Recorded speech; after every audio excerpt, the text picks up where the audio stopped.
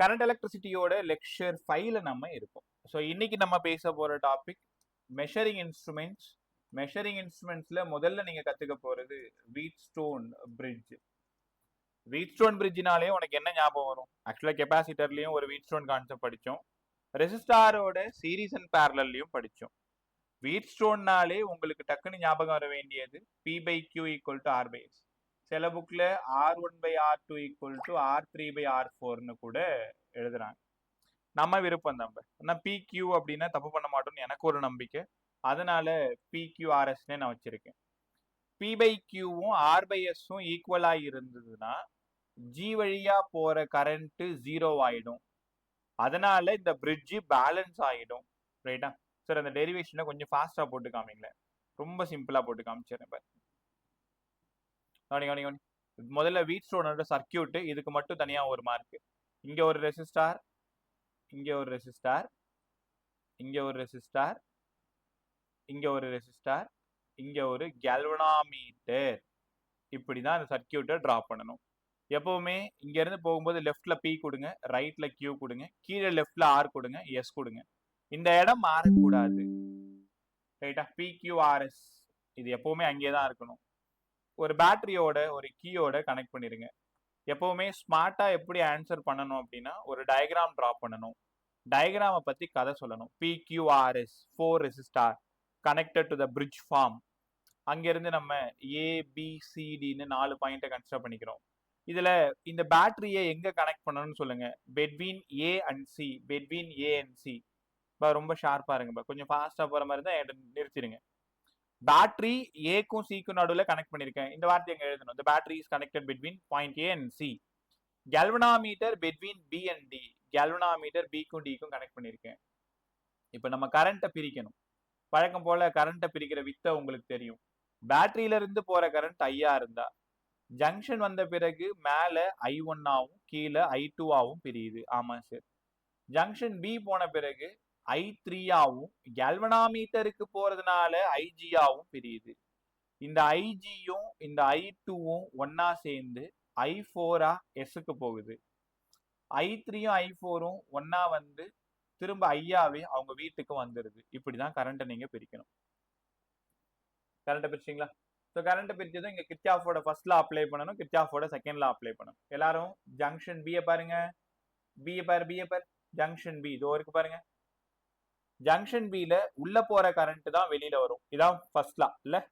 Current toward the junction equal to away from the junction. அப்படின்னா I1 உள்ள போகுது sir, I3 ஆவும் IG ஆவும் வெளில வருது. ஈக்குவேஷன் 1. அவ்வளவுதான், முடிச்சுக்கோங்க. Junction B Kirchhoff first law, current toward the junction equal to away from the junction. I1 equal to I3 plus IG. அப்படியே எல்லாரும் ஜங்ஷன் D பாத்துருங்க. உள்ள வர்ற கரண்ட் I2வும் IGயும் டுவர்ட் த ஜங்ஷன். I4 வெளியில போகுது. ஈக்குவேஷன் 2. முடிச்சிங்களா? ஜங்ஷன் Dல உள்ள வர்ற கரண்ட் வெளில போற current equal I2 plus IG equal to I4. இப்போ இவ்வளவு நேரம் யூஸ் பண்ணது ஃபர்ஸ்ட் லா யூஸ் பண்ணீங்க. இப்போ கிர்ச்சாஃபோட செகண்ட் லா யூஸ் பண்ணுங்க. செகண்ட் லாவுக்கு நமக்கு ஒரு லூப் வேணுமே சார். ஆமா, அந்த லூப் எந்த லூப் தெரியுமா? முதல்ல இருக்கிற loop A B D A. எல்லாரும் இந்த லூப் பாருங்க. A B D A. அந்த ரெட் கலர்ல போட்டிருக்கிறது என்னோட டைரக்ஷன். ரெட் கலர்ல இருக்கிறது என்னோட டைரக்ஷன். நேத்தே சொல்லி கொடுத்தேன் கிர்ச்சாஃப் லால என்னோட டைரக்ஷனும் கரண்டோட டைரக்ஷனும் சேமா இருந்தா மைனஸ் I1P. எல்லாரும் தெரியுதா? I1R, I1P எப்படி எழுதணும்? Same direction.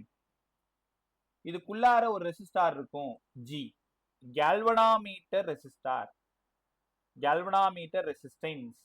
அப்ப மைனஸ் சேம் டைரக்ஷன் IGG. ஆப்போசிட்ல போறதுனால பாரு, I2 மேல இருந்து கீழே இறங்குது. ஏன் டைரக்ஷன் ஆப்போசிட்ல இருக்கு. ஆப்போசிட்ல இருக்கிறதுனால பிளஸ் I2R ஈக்குவல் டு 0. ஞாபகம் வந்துருச்சா உங்களுக்கு?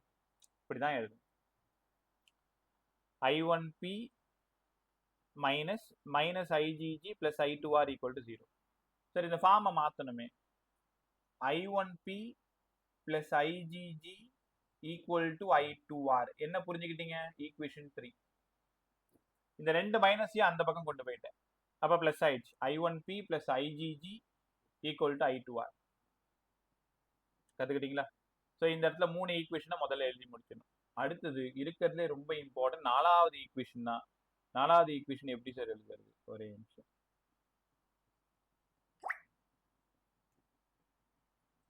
நாலாவது ஈக்குவேஷன் பாருங்க மேல. 4வது ஈக்குவேஷன் பெருசா எழுதணும். A B C D A பெரிய லூப்புக்கு எழுதணும். பெரிய லூப்னா இங்க இருந்து கிளம்புங்க. இப்போ நான் போடுற இந்த பர்பிள் லைன் தான் வந்து என்னோட டைரக்ஷன். இது என்னோட டைரக்ஷன்.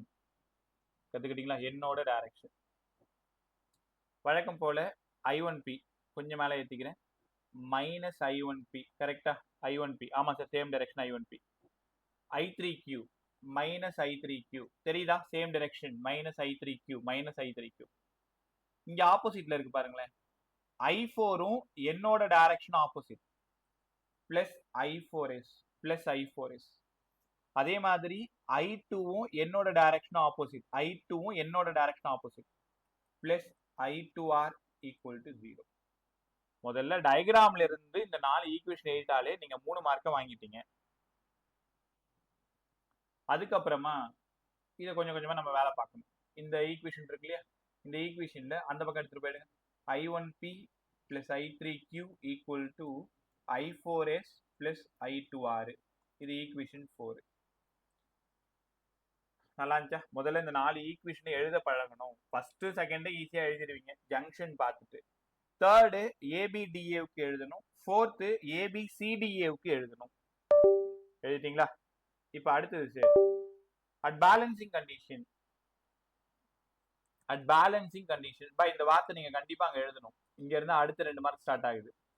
அட் பேலன்சிங் கண்டிஷன்ல கல்வனாமீட்டர்ல போற கரண்ட் 0. இப்போ நான் P அட்ஜஸ்ட் பண்றேன், Q அட்ஜஸ்ட் பண்றேன், R அட்ஜஸ்ட் பண்றேன், S அட்ஜஸ்ட் பண்றேன். கல்வனாமீட்டர்ல போற கரண்ட் இப்போ 0 ஆயிடுச்சு. அப்படின்னா அந்த கல்வனாமீட்டர்ல 0 டிஃப்ளெக்ஷன் காமிக்கும். இப்போ எல்லா ஈக்குவேஷன்லயும் IG 0 கொடுங்க. எல்லா ஈக்குவேஷன்லயும் IG 0 கொடுங்க. இப்போ IG 0 கொடுத்தா என்ன ஆகும்? First equation I1 equal to I3. Second equation I2 equals to I4. Third equation பாருங்க, IgG 0 ஆயிடும். அப்ப third equation I1P equal to I2R. Third equation I1P equals to I2R. நான் ஒன்றும் பண்ணல. 4 ஈக்குவேஷன்ல ஃபர்ஸ்ட் 3 ஈக்குவேஷன்ல IG 0 பண்றேன் பாருங்க.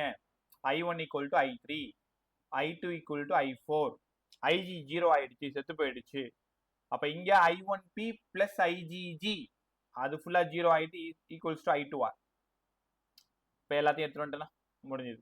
4வது ஈக்குவேஷன் திரும்ப எழுதுங்க. இந்த 4வது ஈக்குவேஷனை உங்களுக்கு புரியுற மாதிரி ஒரு டைம் எழுதிக்கோங்க. இங்க I1ம் I2வும் ஈக்குவல், சாரி I1ம் I3யும் ஈக்குவல், I2வும் I4யும் ஈக்குவல். எங்கெல்லாம் I3 இருக்கோ அங்கெல்லாம் I1 மாத்திக்கிறேன், எங்கெல்லாம் I4 இருக்கோ அங்கெல்லாம் I2 மாத்திக்கிறேன்.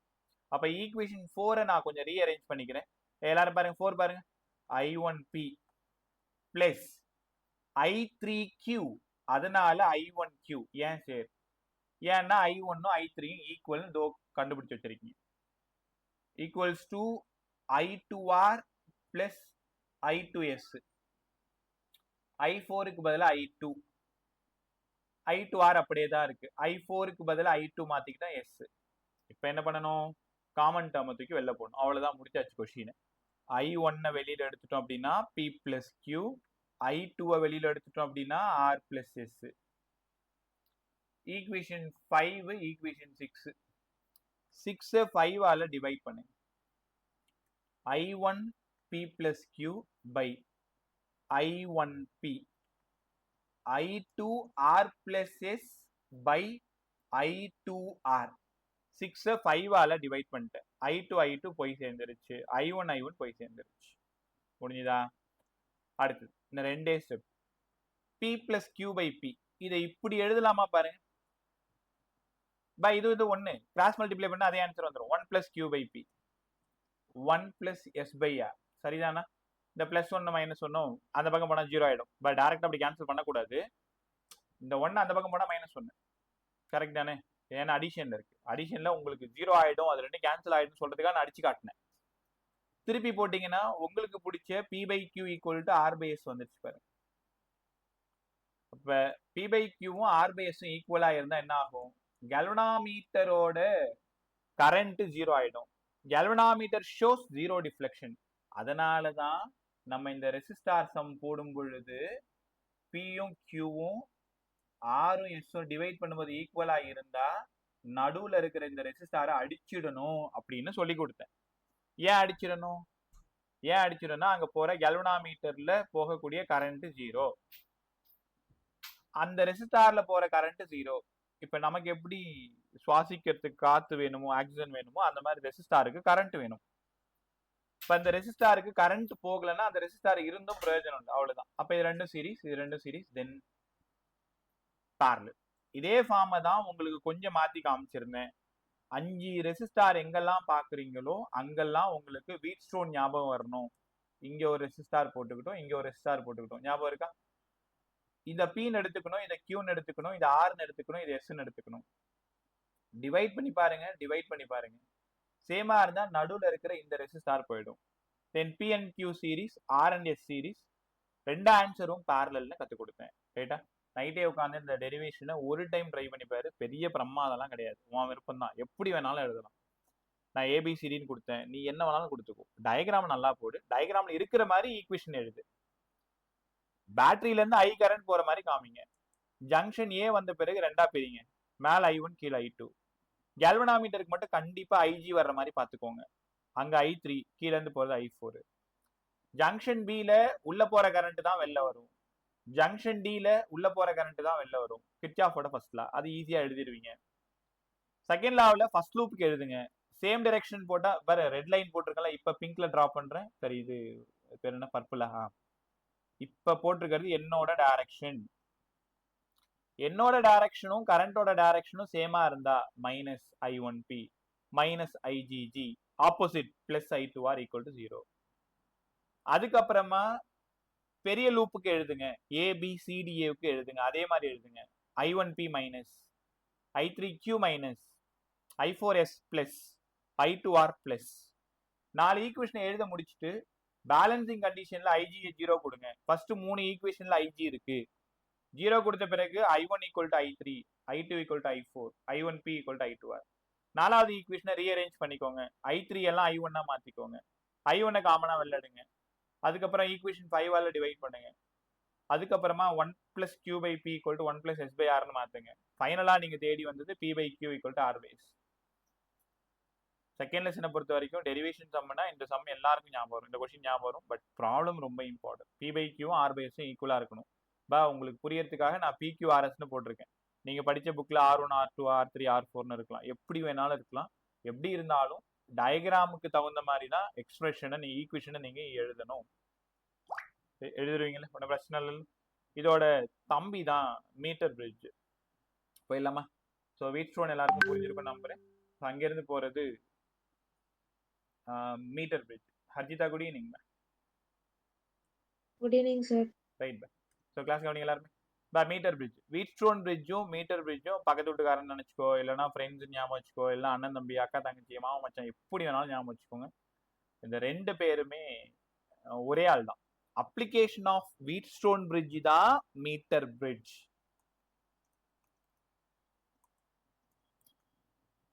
மீட்டர் பிரிட்ஜ் இதுலயும் சம் கண்டிப்பா கேட்பாங்க, ஷியரா கொஷினும் கேட்பாங்க. மீட்டர் பிரிட்ஜ் நல்ல வேலை உங்களுக்கு பொட்டென்ஷியோமீட்டர் தூக்கிட்டாங்க. பொட்டென்ஷியோமீட்டர்ல 3 5 மார்க் படிக்கணும். அப்ப ஒரு 2 இயர்ஸ் பேக் எல்லாம் அதுக்குன்னே தனியா 1 மணி நேரமும் கிர்ச்சாஃப்ல எப்படி ஒரு கிளாஸ் ஃபுல்லா நடத்தணும், அதே மாதிரி பழைய வீடியோஸ் எடுத்து பாருங்க, அதுவும் ஒரு கிளாஸ் ஃபுல்லா நடத்திருப்பேன் பொட்டென்ஷியோமீட்டர். இப்ப குறைச்சதுனால நீங்க அது படிக்கணும்னு அவசியம் இல்லை. மீட்டர் பிரிட்ஜ் முதல்ல எந்த இன்ஸ்ட்ருமெண்ட் படிச்சாலும் அதை பார்த்து 2 கேள்வி நீங்க கேட்கணும். நீ எதுக்காக பயன்படுற, நீ என்ன பிரின்சிபல்ல வேலை செய்யற. உன் கண்ணுக்கு முன்னாடி மீட்டர் பிரிட்ஜ் வந்து உயிரோட நிக்குது, அதை பார்த்து நீயா ஒரு கேள்வி கேளு. ஏன்பா மீட்டர் பிரிட்ஜ், நீ என்னப்பா வேலை செய்வ, உனக்கு தெரிஞ்ச வேலையெல்லாம் சொல்லு.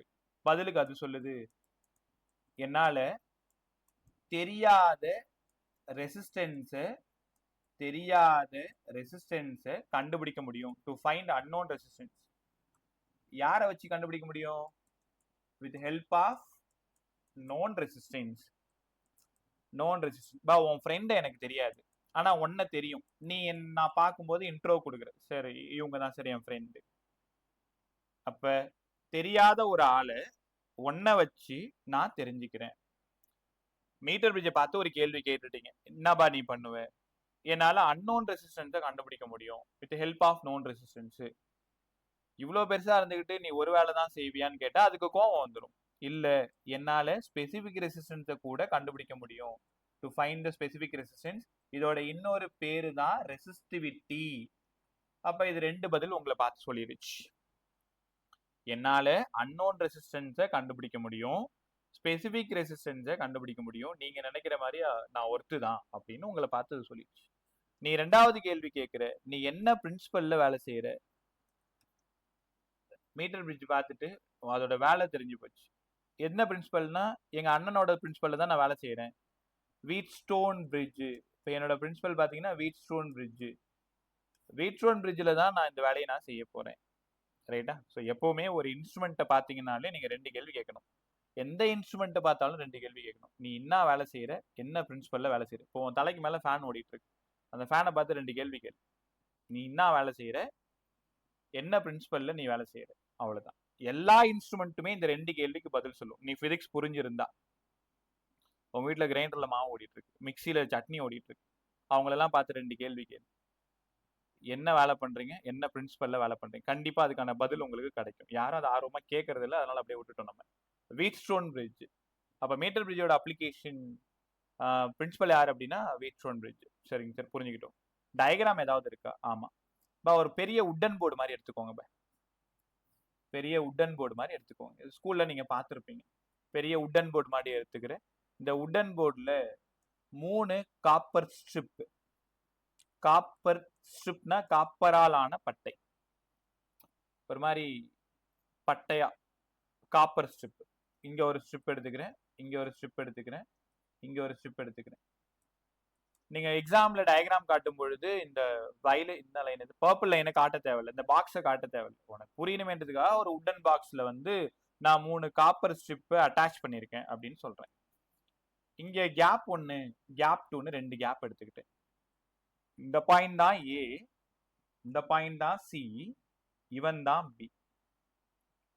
ஏல இருந்து சி வரைக்கும் ஒரு வயரை நான் கனெக்ட் பண்றேன். ஒரு வயர் ஏல இருந்து சி வரைக்கும் ஒரு வயரை கனெக்ட் பண்றேன். அந்த வயர் யார் அப்படின்னா மேங்கனின் வயர். மேங்கனின். ஏன் சார் மேங்கனின் எடுத்துக்கிறோம்? மேங்கனினோட கோஎஃபிஷியன்ட் தான் ரொம்ப கம்மியா இருக்கும். டெம்பரேச்சர் கோஎஃபிஷியன்ட் ஆல்பா ரொம்ப கம்மியா இருக்கும். எப்பவுமே கேட்பாங்க 1 மார்க்லாம் ஸ்டேட் போர்டில். இப்போ உங்களுக்கு என்சிஆர்டில் எப்படின்னு தெரியல, இந்த கொஸ்டினை படிக்கும் பொழுது ஏன் மீட்டர் பிரிட்ஜில் மேங்கனின் வயரை யூஸ் பண்றோம்னு கேட்பாங்க. லோ ரெசிஸ்டிவிட்டி, ஹை ரெசிஸ்டிவிட்டி, ஏதாவது ஒரு ஆப்ஷன் 4 இருக்கும். Low temperature coefficient, high temperature coefficient, அந்த மாதிரி இருக்கும். அப்ப temperature coefficient of resistance is very low. அதனால தான் மேங்கனின் வயரை பயன்படுத்துறோம். அப்ப மீட்டர் பிரிட்ஜ் கிட்ட மேங்கனின் வயரை ஏன் யூஸ் பண்றோம்னு கேட்டா, எனக்கு டெம்பரேச்சர் கோஎஃபிஷியன்ட் ஆஃப் ரெசிஸ்டன்ஸ் கம்மியா இருக்கிறது தான் பிடிக்கும்னு சொல்லுது. அதுக்கப்புறமா இது ஒர்க் பண்றதுக்காக ஒரு பேட்டரி, ஒரு கீ.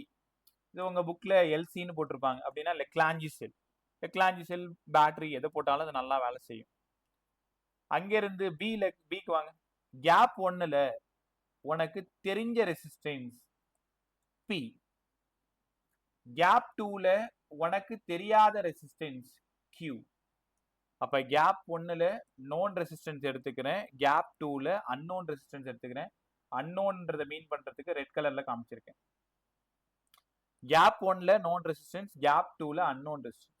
இந்த அன்னோன் ரெசிஸ்டன்ஸை தேடி தான் நான் போயிட்டு இருக்கேன், கியூவை தேடி போயிட்டு இருக்கேன். பில இருந்து ஒரு வயர் எடுத்து கல்வனாமீட்டர், ஹை ரெசிஸ்டன்ஸ் பாக்ஸ், ஜாக்கி. ஜாக்கின்றது நீ ஸ்கூல்ல லேப்ல பார்த்துருப்ப. பென்சில் மாதிரி இருக்கும், பேனா மாதிரி இருக்கும். அந்த வயர்ல டச் பண்ணா கல்வனாமீட்டர்ல டிஃப்ளெக்ஷன் இருக்கிறத உங்க கண்ணால நீங்க பார்த்துருப்பீங்க. ஸோ இப்போ சொன்னதை வார்த்தைகளா நீங்க பக்கத்துல எழுதணும். 3 காப்பர் ஸ்ட்ரிப் எடுத்துக்கிறேன், 2 கேப் இருக்கு, கேப் 1ல நோன் ரெசிஸ்டன்ஸ் எடுத்துக்கிறேன், கேப் 2ல அன்னோன் ரெசிஸ்டன்ஸ் எடுத்துக்கிறேன், ஏல இருந்து சி வரைக்கும் மேங்கனின் வயர் கனெக்ட் பண்றேன், பில இருந்து கேல்வனாமீட்டர் ஹை ரெசிஸ்டன்ஸ் பாக்ஸ் வழியா ஜாக்கி வச்சிருக்கேன். ஸ்மால் ஆர் யாரு? ஸ்மால் ஆர் யார் அப்படின்னா இந்த இடத்துல ரெசிஸ்டன்ஸ், அதாவது ரேடியஸ் ஆஃப் வயர், மேங்கனின் வயர். நல்லா கத்துக்கோங்க, வயரோட ரேடியஸ் ஸ்மாலர், இந்த வயரோட ரேடியஸ் தான் ஸ்மாலர். எல்லாம் கத்துக்கிட்டோமா? அடுத்தது இது எப்படி சார் சால்வ் பண்றது? இங்க பாருங்களேன், ஏக்கும் ஜேக்கும் நான் ஒவ்வொரு இடமா டச் பண்ணிட்டே வரேன். கரெக்டா ஜே வரும்பொழுதுதான் டிஃப்ளெக்ஷன் 0 ஆகுது, கல்வனாமீட்டர்ல 0 ஆகுது. ஏல இருந்து ஜே வரும்போது அப்ப ஏஜே அங்கதான் பொட்டன்ஷியல் ஃபுல்லா டிராப் ஆயிடுது. அப்ப galvanometer shows 0 deflection. இப்ப P by Q equal to இந்த இடத்துல என்ன வரணும்? R by S. இப்ப P by Q R by S இந்த இடத்துல ஈக்குவலா இருக்கும். இப்ப நீங்க தேடி போறது யார் தேடி போயிட்டு இருக்கீங்க? அன்னோன் ரெசிஸ்டன்ஸ் தேடி போயிட்டு இருக்கீங்க. இப்ப ஒரே நிமிஷம் ஜஸ்ட் கரெக்டா ஒரு 15 செகண்ட்ல வந்துடுறேன்.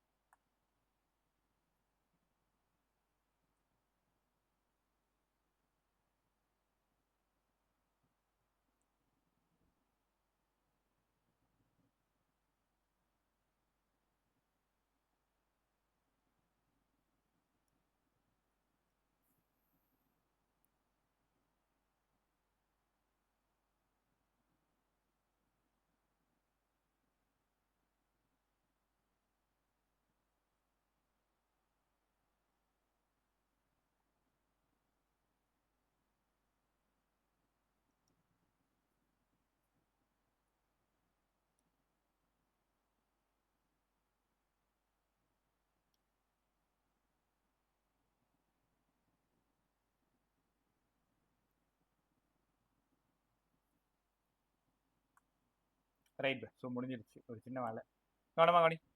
P by Q R by S ஈக்குவல்னு சொன்னோம் இல்லையா? அப்போ என்னன்னா இங்க பாருங்க, ஏல இருந்து ஜே வரைக்கும் பேலன்சிங் லென்த் L1. எல்லாரும் இருக்கியா? ஸ்டார்ட் பண்ணுவோம். ஓகே ரைட், 14 பேர். ஏல இருந்து ஜே வரைக்கும் பேலன்சிங் லென்த் L1. அப்ப ரிமைனிங் ஜேல இருந்து சி வரைக்கும் பேலன்சிங் லென்த் L2. அப்ப P by Qவையும் இங்க இருக்கு. இப்ப R by P by Q equal to R by S, இதுதான் யாரு பாய்ங்க? வீட் ஸ்டோன். நம்ம இங்க P யும் Q தான் எடுத்துக்கிட்டோம் இல்லையா? அப்ப P by Q equal to ரெண்டு பேலன்சிங் லென்த்தையும் டிவைட் பண்ணா கரெக்டா வந்துடும். அதே ஆன்சர் வரும். P யும் Q யோட ரேஷியோவும் L1 L2 ஓட ரேஷியோவும் கரெக்டா இருக்கும். P by Q equal to L1 by L2. Sir மொத்தமா இந்த ஏசி வந்து 100 சென்டிமீட்டர் தானே? எல்லாரும் கத்துக்கோங்க, அந்த மேங்கனின் வயர் கண்டிப்பா 1 மீட்டரா தான் இருக்கும். உங்க ஸ்கூல் லேப்லயும் 1 மீட்டர் தான் காமிச்சிருப்பாங்க. ஆமாங்க சார். அப்ப 100 சென்டிமீட்டர்னா L2 equal to 100 minus L1 சொன்னாலும் சரிதானே? ஏஜேன்றது என்ன? நீங்க கண்டுபிடிச்ச பேலன்சிங் லென்த் L1. அப்ப ரிமைனிங் இருக்கிறதா L2. அந்த ரிமைனிங் யாரு? 100 minus L1 தானே? அப்ப P by Q equal to L1 by L2. அதுக்கப்புறமா அங்க இருந்து எப்படி ஈக்குவேஷனை மாத்திக்கிறீங்க? P by Q equals to L1 by 100 minus L1. Qவை தேடி போயிட்டு இருக்கேன். அப்ப Q மட்டும் வேணும் அப்படின்னா 100 minus L1 இந்த பக்கம் வந்துடும், by L1 into ஒரு P. அப்ப நல்லா தெரியுது, P known resistance, L1 balancing length நீங்க தான் கண்டுபிடிச்சீங்க. அப்ப அதை வச்சுக்கிட்டு உங்களால என்ன பண்ண முடியுது? அன்னோன் ரெசிஸ்டன்ஸ் கண்டுபிடிக்க முடியுது. ரைட்டா? இப்போ ஒரு சின்ன குழப்பம் இருந்துன்னா இன்னும் ஒரே ஒரு டைம் ஃபாஸ்டா சொல்லிடுறேன், டக்குன்னு பாருங்க. ஒரு உடன் போர்டுல 3 copper strip, gap 1 known resistance, gap 2 unknown resistance. ஏல இருந்து சி வரைக்கும் ஒரு மேங்கனின் வயர் கனெக்ட் பண்ணியிருக்கேன். அங்கேயே காரணமும் சொல்லிடுங்க, low temperature coefficient of resistance. பில இருந்து கேல்வனாமீட்டரையும் ஹை ரெசிஸ்டன்ஸையும் கனெக்ட் பண்ணியிருக்கேன், ஜாக்கி ஜே கனெக்ட் பண்ணியிருக்கேன், ஜாக்கி ஜே. இப்போ நான் என்ன பண்றேன்னா பி கொடுத்துட்டேன், பியோட வேல்யூ கொடுத்துட்டேன், ஜாக்கியை கையில் எடுத்துக்கிறேன். ஏல இருந்து நான் ஒரு டச் பண்ணிட்டே வரேன். ஏதாவது ஒரு இடம் வரும்பொழுது கேல்வனாமீட்டர் ஷோஸ் 0 டிஃப்ளெக்ஷன். அப்ப அந்த இடத்துல பிரிட்ஜ் பேலன்ஸ் ஆயிடுச்சு. உனக்கு தான் நல்லா தெரியுமே, கேல்வனாமீட்டர்ல 0 காமிச்சுன்னா பிரிட்ஜ் பேலன்ஸ் ஆயிடும்ட்டு. அப்ப P by Q equal to R by S. ஆனா இந்த இடத்துல P by Q equal to R by S க்கு பதிலா L1 by L2. இங்கதான் நீங்க ஆரம்பிக்கணும் ஈக்குவேஷன். நான் தொட்டுக்கிட்டே வரேன், ஏதாவது ஒரு இடம் வரும்போது ஜே வரும்பொழுது பிரிட்ஜ் பேலன்ஸ் ஆயிடுச்சு. அந்த நேரத்துல பிஎன்கியூ ரேஷியோவும் L1 அண்ட் L2 ரேஷியோவும் சேமா இருக்கும். என்னோட தேடல் Q தான். அப்ப Q மட்டும் வேணும்னா 100 மைனஸ் L1 பை L1. ஏன் சார் இங்க 100 மைனஸ் L1 வந்துச்சு? நம்ம எடுத்துக்கிற வயர் கண்டிப்பா 1 மீட்டர் தான், 1 மீட்டர் தான். அப்ப 100 மைனஸ் ரிமைனிங் வேணும், L2 வேணும், 100 மைனஸ் L1. ஒரு பேச்சுக்கு 30 சென்டிமீட்டர்ல உங்களுக்கு பேலன்சிங் லென்த் கிடைக்குது. அப்ப L2 கண்டிப்பா 70 சென்டிமீட்டர். காரணம் 100 மைனஸ் L1. பட் நீங்க L1 எடுத்துட்டீங்கன்னா மீதி இருக்கிறதா L2. அந்த மீதி இருக்கிறது யாரு? 100 மைனஸ் L1. P உனக்கு தெரியும். ஸோ இங்க இருந்து அன்னோன் கண்டுபிடிச்சிட்டீங்க. சரி, இன்னொரு வார்த்தை சொன்னீங்களே, அன்னோன் ரெசிஸ்டன்ஸை கண்டுபிடிச்ச பிறகு ஸ்பெசிபிக் ரெசிஸ்டன்ஸ் கண்டுபிடிக்கலாம்னு சொன்னீங்களே. ஸ்பெசிபிக் ரெசிஸ்டன்ஸ்னா வேற யாரும் இல்லை, ரோ தான். ஞாபகம் வருதா உங்களுக்கு? R is proportional to L. R is proportional to 1 by A, சேர்த்து எழுதுனா L by A.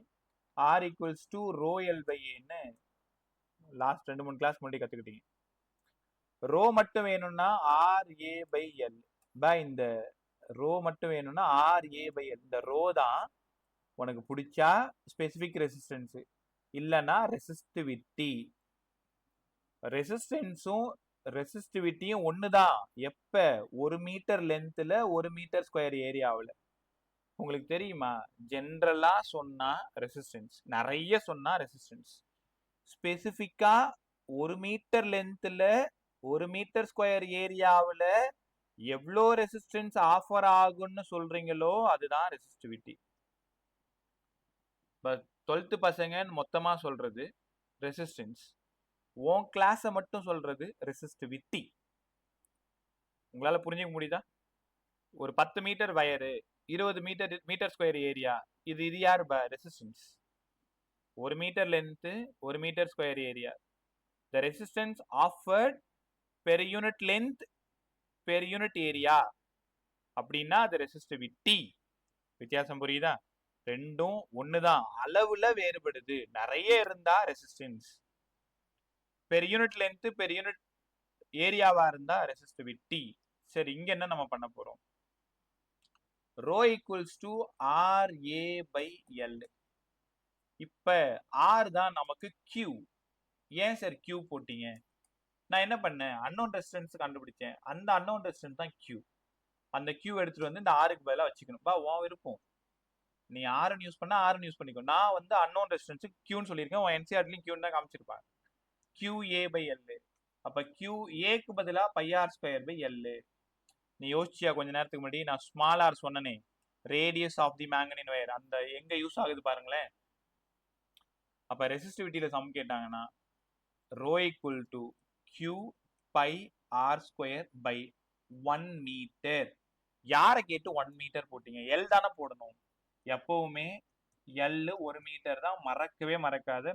Metre bridge எக்ஸ்பெரிமெண்ட்டை பொறுத்த வரைக்கும் L கண்டிப்பா 1 மீட்டர் தான் கொடுப்பாங்க. Length of manganin wire 1 meter. 1 மீட்டரை தான் நான் 100 சென்டிமீட்டர்னு போட்டேன்.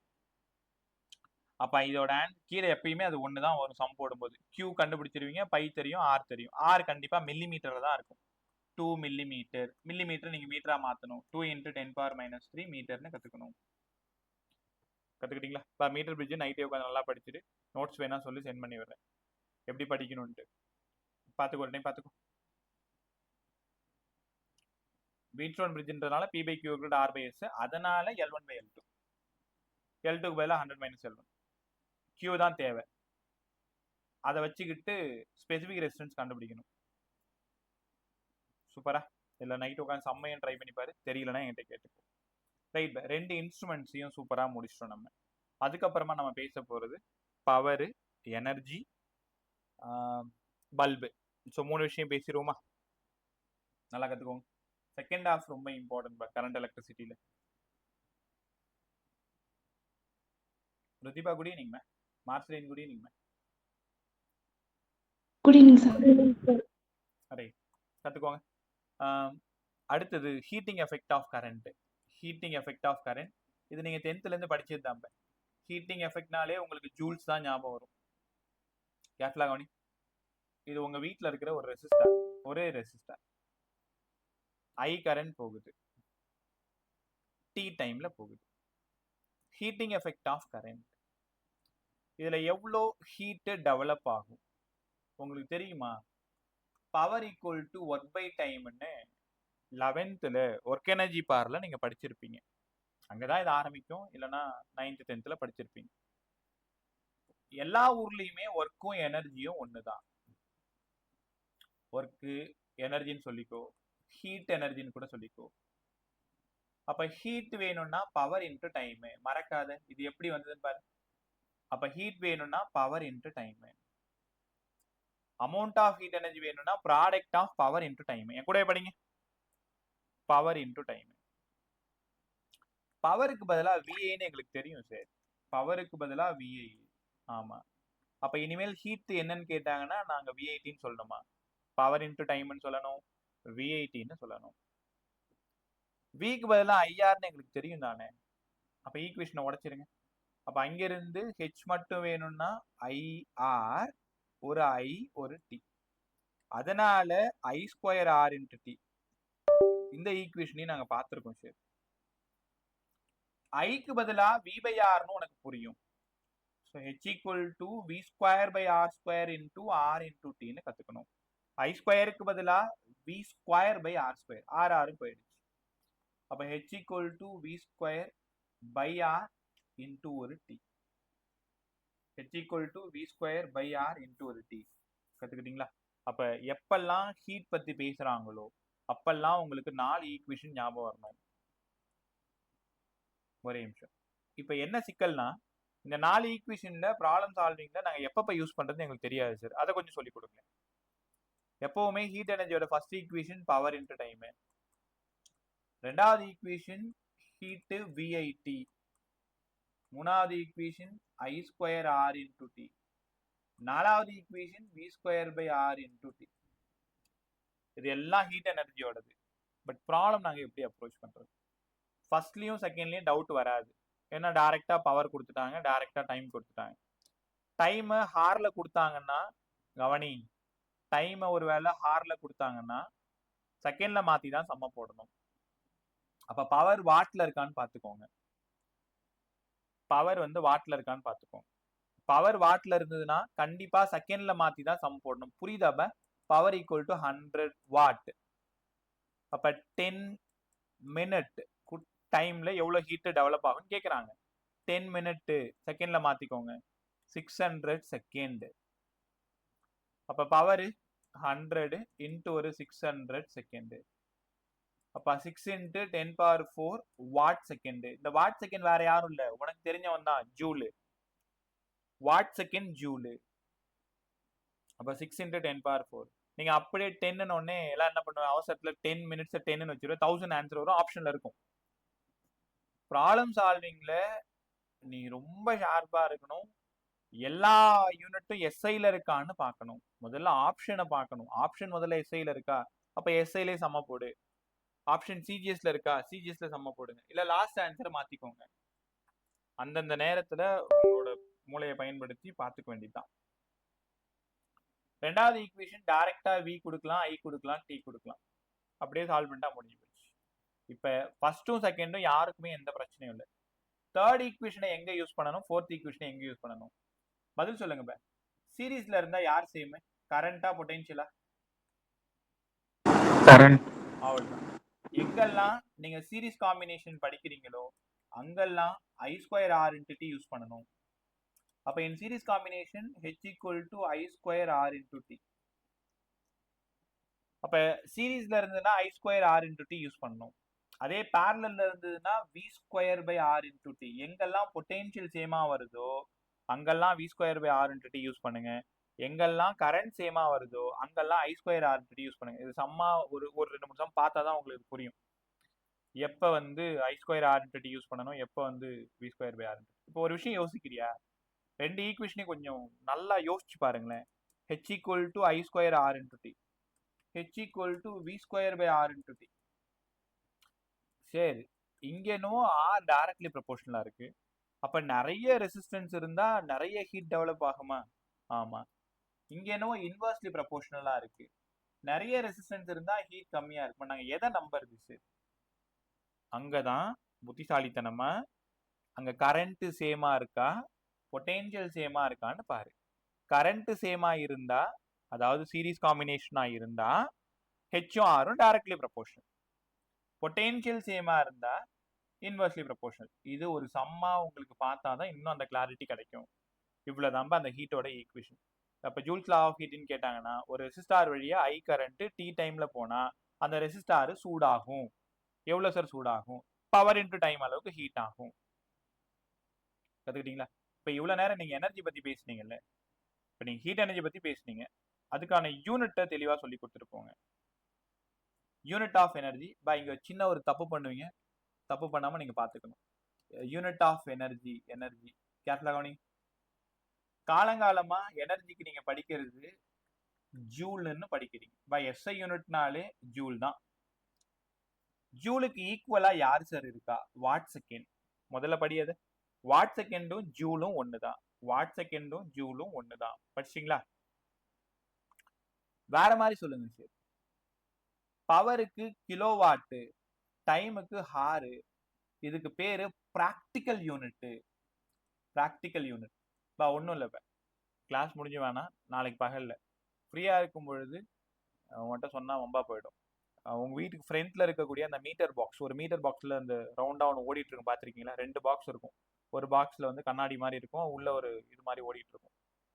அதை பார்த்தீங்கன்னா கிலோ வாட் ஹார்னு போட்டிருக்கும் யூனிட். அதாவது ஒரு யூனிட். இப்போ எலக்ட்ரீஷியன் அண்ணா அவங்க மெஷர் பண்றவங்க வராங்கல்ல வீட்டுக்கு, இந்த மந்த் வந்து உங்க வீட்டில் 50 யூனிட் கரண்ட்டை நீங்க கன்சியூம் பண்ணிருக்கீங்க. பாண்டிச்சேரியில ஒரு யூனிட்டுக்கு 5 ரூபாய், 250 ரூபாய் கரண்ட் பில்ல நீங்க பே பண்ணுங்க. 50 யூனிட்னா என்ன அர்த்தம்? 50 கிலோவாட் ஹார் கரண்ட்டை நீங்க கன்சியூம் பண்ணிருக்கீங்கன்னு அர்த்தம். 50 கிலோவாட் ஹார். அப்ப கிலோவாட் ஹார்ன்றது பிராக்டிக்கல் யூனிட், எனர்ஜியோடது.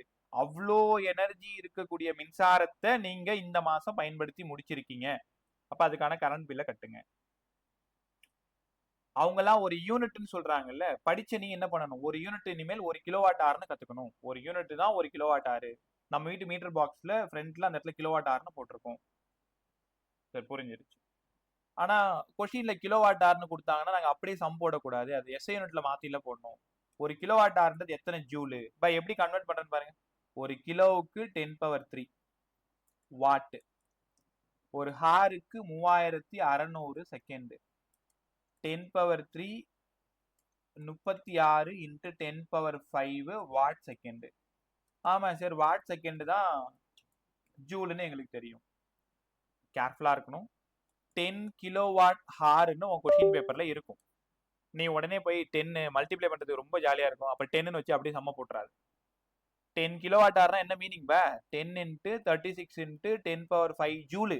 இப்படி மாத்தி தான் நீங்க சம்ம போடணும். எப்படி சென்டிமீட்டரை மீட்டரா மாத்துறீங்களோ, கிராம கிலோகிராமா மாத்துறீங்களோ, அதை விட ரொம்ப முக்கியமான வேலை இந்த கிலோவாட் ஹாரை ஜூலுக்கு மாத்துறது.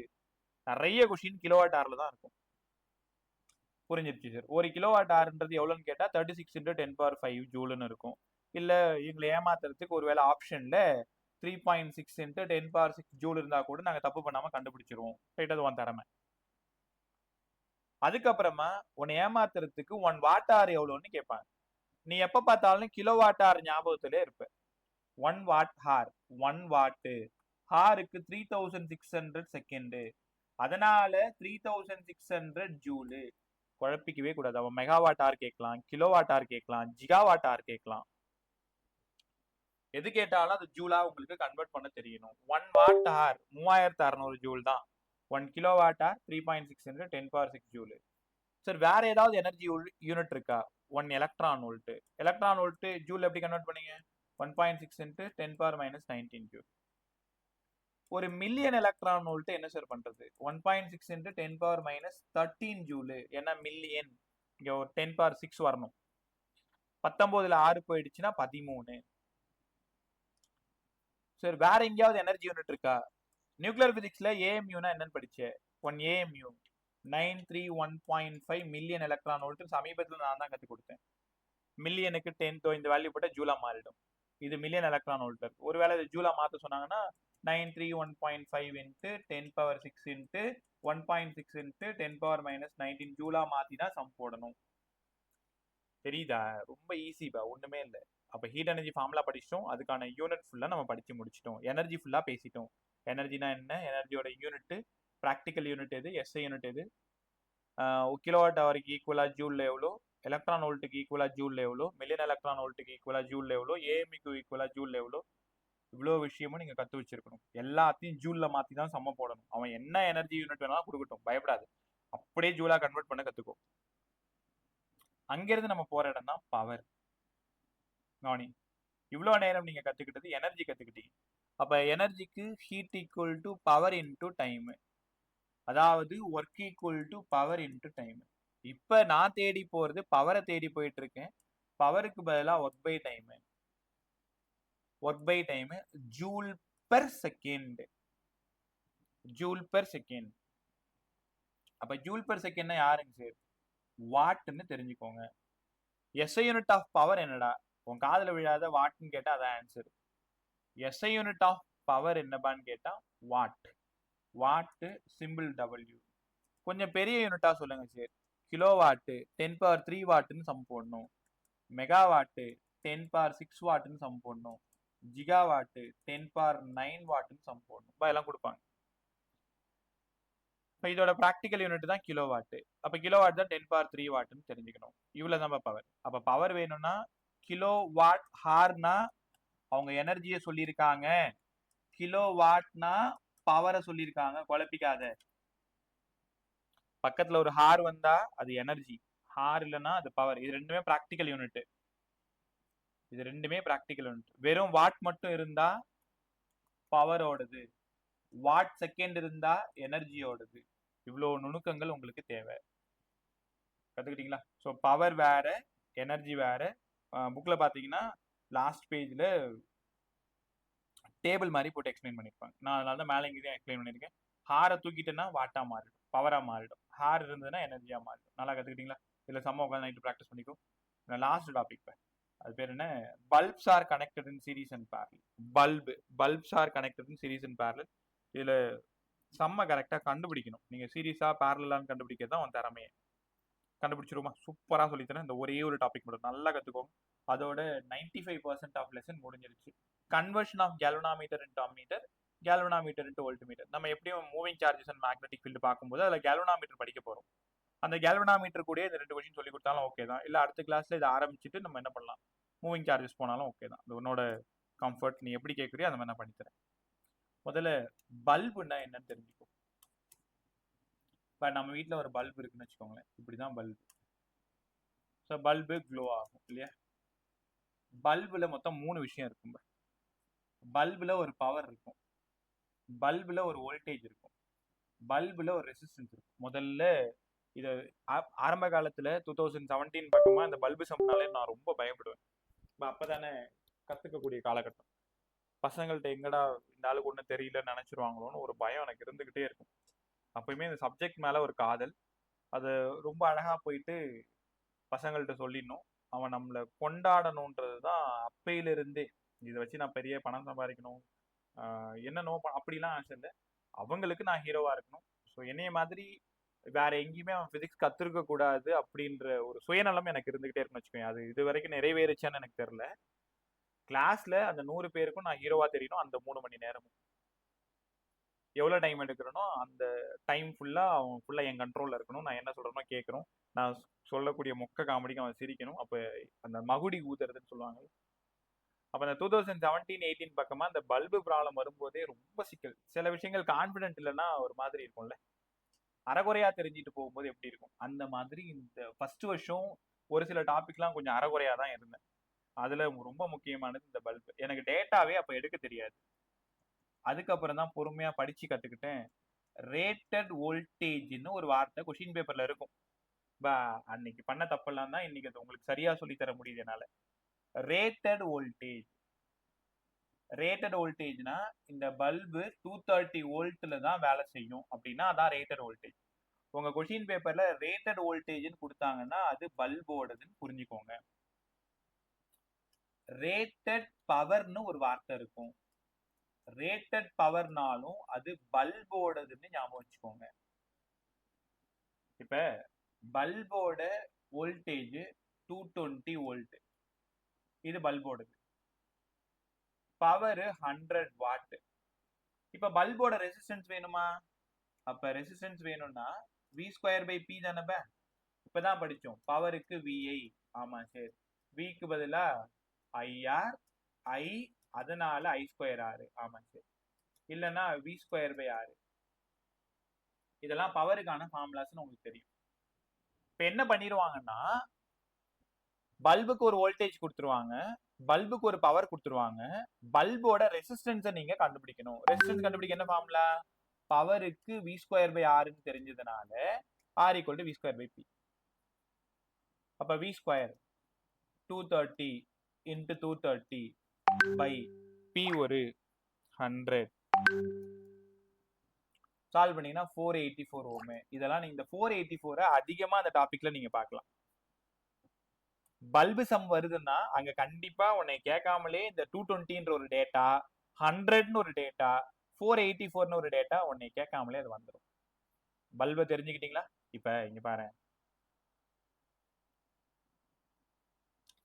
குழப்பமாவே இருக்கும். சார் இது பல்பு, பல்போடது இங்க 220 வோல்ட் 100 வாட்னு கொடுத்துட்டு இதை கொண்டு போயிட்டு ஒரு 100 வோல்ட் பேட்டரியோட கனெக்ட் பண்ணிட்டாங்கன்னா இங்க ஒரு வோல்ட் இருக்கு, இங்க ஒரு வோல்ட் இருக்கு. என்ன சார் பண்றது? இது நீ கொடுத்த அப்ளைடு வோல்டேஜ். அங்கதான் பெரிய கன்ஃபியூஷன் இருந்தது. அப்ளைடு வோல்டேஜ் பல்போடது தான் ரேட்டட்னு கொடுத்துருப்பாங்க. கனெக்டட் வித் பேட்டரி வோல்டேஜ் அப்படின்னா இது 100 வோல்ட். அது பெருசா இங்க இப்போதைக்கு எங்கேயும் பயன்படாது. முதல்ல பல்பை தான் நீங்க கவனிக்கணும். எப்பயுமே பல்பு சம் வருது, இல்ல ஒரு ஹீட்டர் சம் வருது, ஒரு டோஸ்டர் சம் வருது, ஹீட்டிங் எலமெண்ட் வச்சு எந்த சம் வந்தாலும் முதல்ல ரேட்டட்னு கொடுத்தாங்கன்னா அந்த டிவைஸோடதுன்னு புரிஞ்சுக்கோங்க. பல்போடது, பவர் பல்போடது. அப்ப அங்க ரெசிஸ்டன்ஸ் நம்ம கண்டுபிடிக்கணும். பல்போட ரெசிஸ்டன்ஸ் கண்டுபிடிக்கணும்னா v²p போட்டு கண்டுபிடிக்கணும்.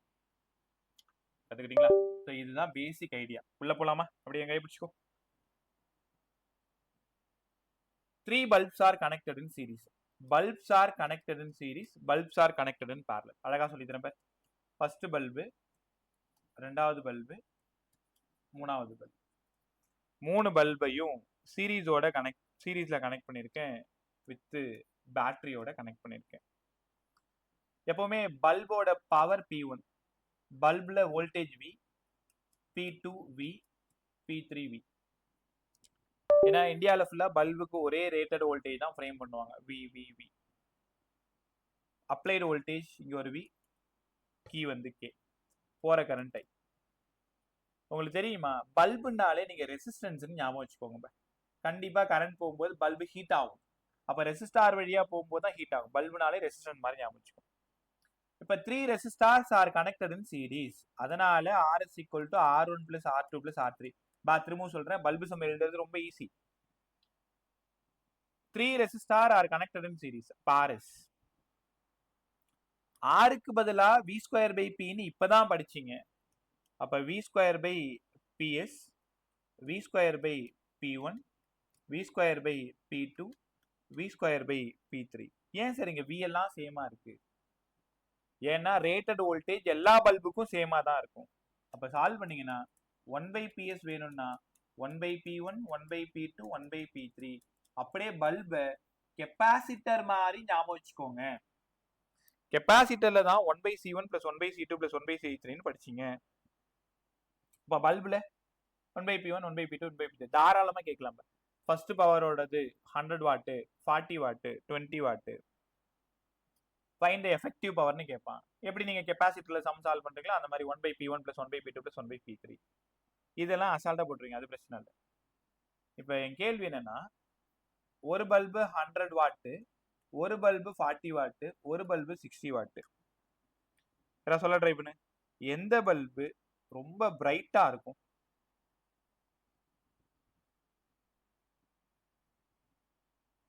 பதில் சொல்லு. எந்த பல்பு ரொம்ப பிரைட்டா இருக்கும்? 100 வாட் சார். 100 வாட் ரொம்ப பிரைட்டா இருக்கும். அப்படியா? இன் சீரிஸ் காம்பினேஷன் எந்த பல்பு பிரைட்டா இருக்கும்? பதில் சொல்லு. அதுதான் கேட்பாங்க. 100 what bulb, 40 what bulb, 60 what bulb மூணுத்தையும் சீரிஸ்ல கனெக்ட் பண்ணிட்டேன். எந்த பல்பு ரொம்ப அதிக பிரைட்டா இருக்கும்னு கேட்பாங்க உங்ககிட்ட. அதை கண்டுபிடிக்கிறதுக்கு ஒரு வழி இருக்கு. எந்த பல்பு? எல்லா பல்பும் ஒரே பிரைட்ல இருக்குமா சார்? எல்லா பல்பும் ஒரே பிரைட்ல அப்படி மட்டும் கண்டிப்பா இருக்காது. இதுல ஏதாவது ஒரு பல்பு நல்ல பிரைட்டா இருக்கும், அடுத்த பல்பு கொஞ்சம் பிரைட்டா இருக்கும், அடுத்த பல்பு அதை விட கம்மியா இருக்கும். இந்த மூணுத்துலயுமே சீரிஸ் காம்பினேஷன். சரி, கண்டுபிடிச்சிடலாமா? ஓகே, இங்க வாங்களேன். பிரைட்னஸ் இன் சீரிஸ் காம்பினேஷன் யார் பா சேம்? Current same sir. கவனி எல்லாரும் சொல்லி பழகுங்க, அப்பதான் புரியும். நாளைக்கு கிளாஸ்ல ஃப்ரீயா இருந்தா யாருக்காவது கத்துக் கொடு.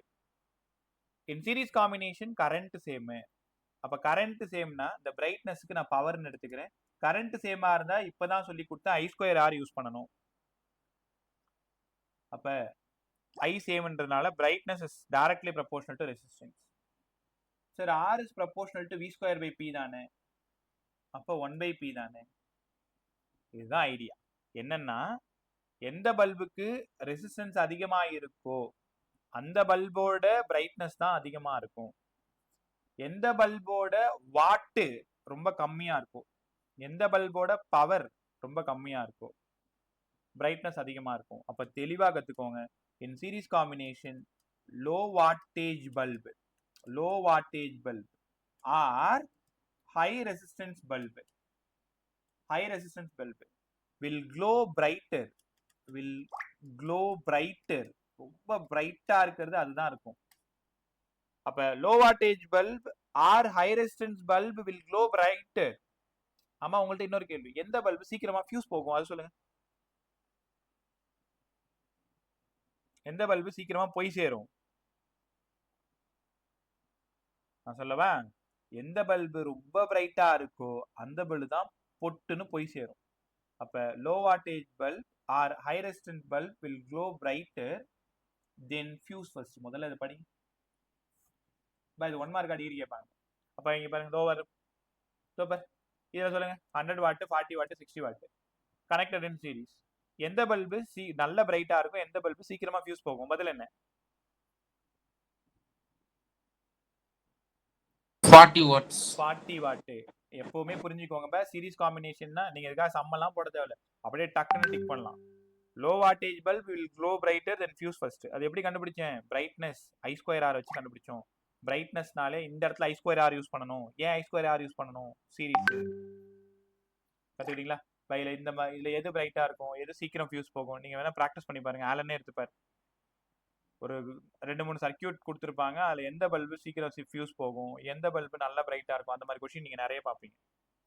அப்ப இன் series combination low wattage bulb will glow brighter than fuse first. Okay, அப்படி parallel போயிடலாமா? in series 1/PS equal to 1/P1 plus 1/P2 plus 1/P3 formula ஞாபகம் வச்சுக்கோ. கெபாசிட்டர் மாதிரி ஞாபகம் வச்சுக்கோங்க. இப்போ நான் சால்வ் பண்றதுக்கு முன்னாடியே இதான் ஆன்சர் வரப்போகுதுன்னு உனக்கு தெரிஞ்சிருக்கும். ஏன்னா கெபாசிட்டர் படிச்சிருக்க, ரெசிஸ்டார் படிச்சிருக்க, ஸ்ப்ரிங் படிச்சிருக்க. சீரீஸ்ல ஒன்று அப்படி இருந்தா இன்னொன்று அப்படி இருக்குன்னு உங்களுக்கு தெரியும். when 3 bulbs are connected in parallel, first bulb, second bulb, third bulb with battery, எல்லாத்தோட power P1, P2, P3. Rated voltage ஒரு பல்புக்கு 120 வோல்ட் கொடுத்தாங்கன்னா அதே 120 வோல்ட் தான். 120 வோல்ட் கொடுத்தாங்கன்னா அதே 120 வோல்ட் தான். ரைட்டா? எல்லா பல்பும் ரேட்டட் வோல்டேஜ் ஒன்னா தான் இருக்கும். நான் இப்பதான் சொல்லி முடிச்சேன். பல்புனாலும் உங்களுக்கு டெரிவேஷன் போறதுக்கு இந்த ரெசிஸ்டன்ஸ் ஞாபகம் வச்சிங்கன்னா தான் ஈஸியா இருக்கும். சார் அப்ப 1/R1 plus 1/R2 plus 1/R3 equal to 1/RP. ஆருக்கு பதிலா V²/Pன்னு எங்களுக்கு தெரியும். அப்படியே மேல போச்சுன்னா V²/P, P1/V², P2/V², P3/V², P effective/V². எல்லா V² போயிடுச்சு. ஃபைனலா நீங்க தேடி வந்தது P effective equals to P1 plus P2 plus P3. அவ்வளவுதான். டெரிவேஷன் வேற ஒன்றும் இல்லைப்பா. ரெசிஸ்டார் சீரிஸ் அண்ட் பேரலல் வச்சுட்டு அழகா டெரிவேஷன் போட்டுலாம். இப்போ என்ன சிக்கல்னா, இது இப்போ காம்பினேஷன் வந்து பேரலல்.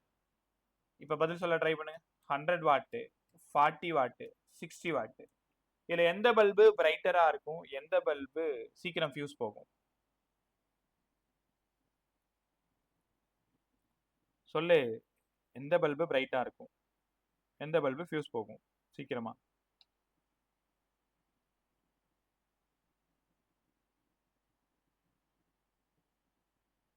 அங்க லோ வாட்டேஜ்னா கண்டிப்பா இங்க என்னவா இருக்கும்? High voltage. அவ்வளவுதான். அப்ப அங்க லோ வாட்டேஜ் அப்படின்னாலே இங்க ஹை வாட்டேஜ். இந்த இடத்துல பிரைட்னஸ்க்கு என்ன யூஸ் பண்ணணும்? அங்க I ஸ்கொயர் R யூஸ் பண்ணீங்க. அப்ப இங்க V square by R use பண்ணணும். ஏன்னா வோல்டேஜ் சேம் parallel. அப்ப இது P. V square by R is proportional to P. அப்ப என்ன புரிஞ்சுக்கிறீங்க? High wattage bulb high wattage bulb will glow brighter than fuse first. High வாட்டேஜா இருக்கலாம், இல்லனா லோ ரெசிஸ்டன்ஸா இருக்கலாம். ரெண்டும் எதிரிங்க. வோல்ட் அதிகமா, அதாவது பவர் அதிகமா இருந்தா ரெசிஸ்டன்ஸ் கம்மியா இருக்கும், ரெசிஸ்டன்ஸ் கம்மியா இருந்தா பவர் அதிகமா இருக்கும். இப்ப high wattage bulb will glow brighter than fuse first. Low resistance bulb will glow brighter fuse first. So இதெல்லாம் முடிஞ்சா. இப்போ சும்மா ஒரு சம்பவம் கிட்ட when 3 resistor 10 ohm 15 ohm 20 ohm இது சீரிஸ்ல. இது ரெசிஸ்டன்ஸ் வச்சு சொல்லுங்க. 3 resistor 10 ohm 15 ohm 20 ohm சீரிஸ்ல எந்த ரெசிஸ்டன்ஸ் இருக்கிற பல்பு, எந்த bulb will glow brighter? 10 ohms sir. ஏய் சீரிஸ்ல 20 ohms sir. 20 ohm. நான் மாத்தி கேட்கிறேன், உங்களுக்கு புரியுதா? சீரிஸ்ல லோ வாட்டேஜ், அப்ப ஹை ரெசிஸ்டன்ஸ். அப்ப ஹை ரெசிஸ்டன்ஸ் 20 ஓம் இருக்கிற பல்பு தான் பிரைட்டர். 20 ஓம் இருந்தாதான் வாட்டேஜ் வந்து கம்மியா இருக்கும். நான் உங்களுக்கு இப்ப மாத்தி கேட்டு இருக்கேன், புரியுதா? உங்களுடைய வாட் வச்சு கேட்டேன், இப்ப ரெசிஸ்டன்ஸ் வச்சு கேட்கிறேன்.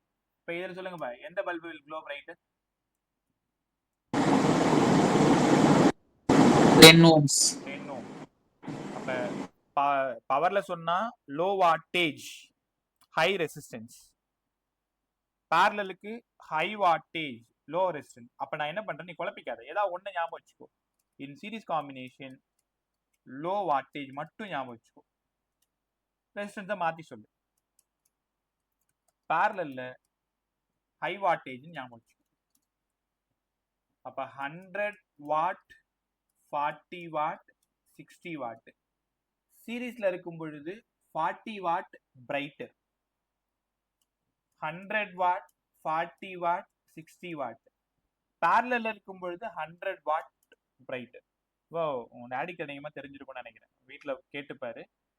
சின்ன பிள்ளையா இருக்கும் போதெல்லாம் இப்பதானே இந்த LED LCD பல்ப் எல்லாமே, அவ்வளவு நம்ம எல்லாமே முடிஞ்சிருச்சு. ஒரு